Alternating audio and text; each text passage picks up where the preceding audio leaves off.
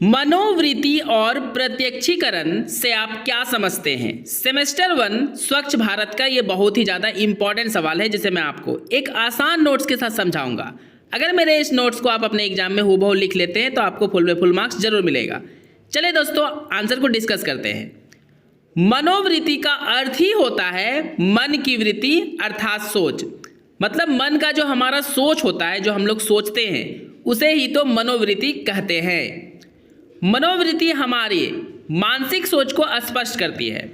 मतलब हमारे मन में क्या सोच है उसे ही स्पष्ट करने की प्रक्रिया को ही मनोवृत्ति कहते हैं।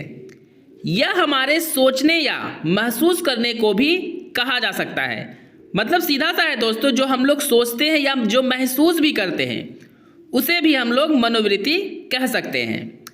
मनोवृत्ति एक काल्पनिक निर्माण होती है क्योंकि इसका वास्तविक होना संभव नहीं है। कहने का सीधा सा मतलब है दोस्तों, जो हम लोग सोचते हैं वो तो काल्पनिक ही होता है ना।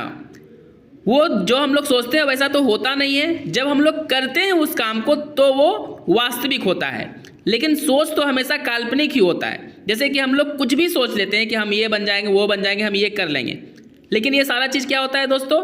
काल्पनिक। लेकिन जब वो करते हैं तो वो वास्तविक होता है। इसलिए मनोवृत्ति को काल्पनिक कहा गया है, वास्तविक नहीं। आई होप आपको अच्छे से समझ में आ गया होगा। अब आपको पैराग्राफ चेंज कर लेना है दोस्तों। किसी व्यक्ति की सोच सकारात्मक या नकारात्मक या फिर तटस्थ हो सकता है।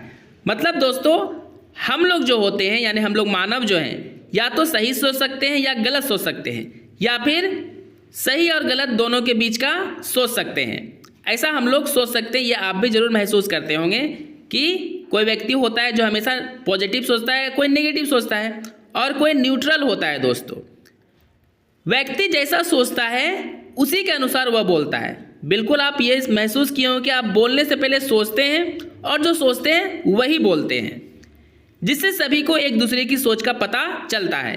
क्योंकि दोस्तों, हम लोग अगर सोच के मन में ही रखेंगे तो एक दूसरे के बारे में नहीं जान सकते हैं, लेकिन जब हम लोग अपने मन की बातों को बोलकर स्पष्ट कर देते हैं तो पता चल जाता है कि सामने वाला व्यक्ति किस प्रकार का है और उसकी सोच क्या है।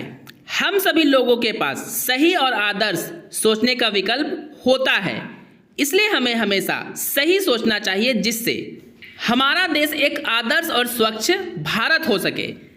बिल्कुल सही बात है दोस्तों कि अगर हम लोग जब सोचते हैं तो अच्छा ही सोचेंगे, और अच्छा सोचेंगे तो हमारा देश आदर्श देश बनेगा और स्वच्छ बनेगा।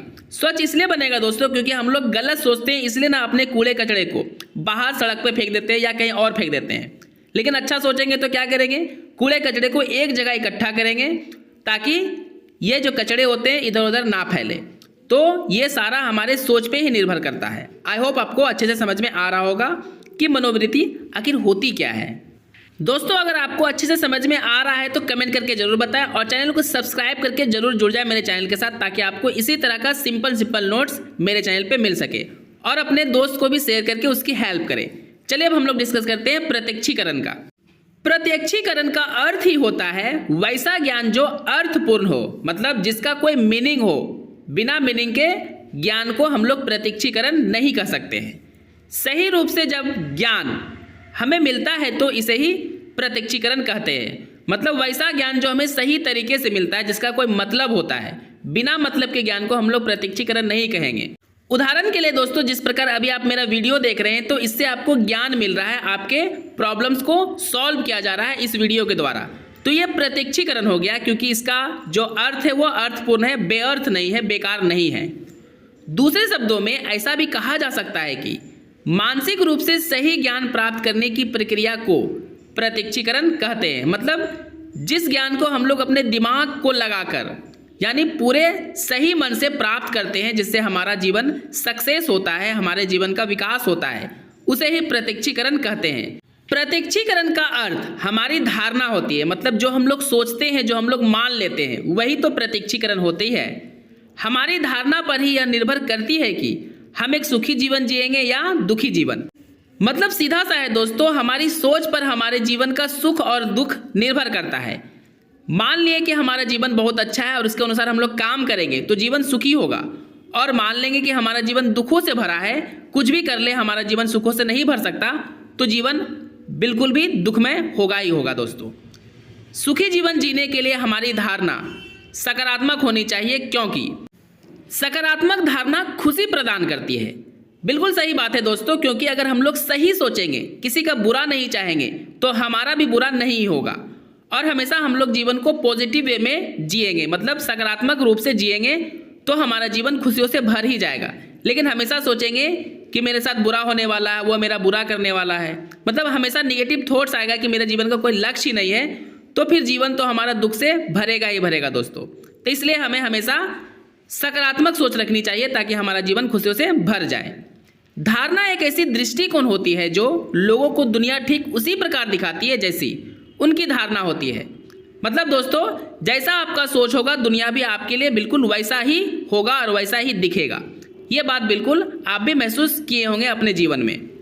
इसलिए एक स्वच्छ और आदर्श जीवन और समाज के लिए हमारी धारणा जो होती है दोस्तों, वो सकारात्मक होनी ही चाहिए, क्योंकि दोस्तों एक व्यक्ति के सकारात्मक सोचने से पूरा समाज खुश नहीं हो सकता है। समाज के सभी लोगों को सकारात्मक सोचना चाहिए ताकि समाज जो है एक आदर्श और अच्छा जीवन जी सके और एक स्वच्छ जीवन जी सके। धारणा पुरानी और रूढ़िवादी सोच से प्रभावित होती है, मतलब जो हमारी सोच होती है दोस्तों, वो पुरानी और बेकार सोच से जरूर प्रभावित होती है। इसलिए हमें अपनी धारणा को समय के अनुसार और अपने अनुभव के अनुसार बदल लेनी चाहिए।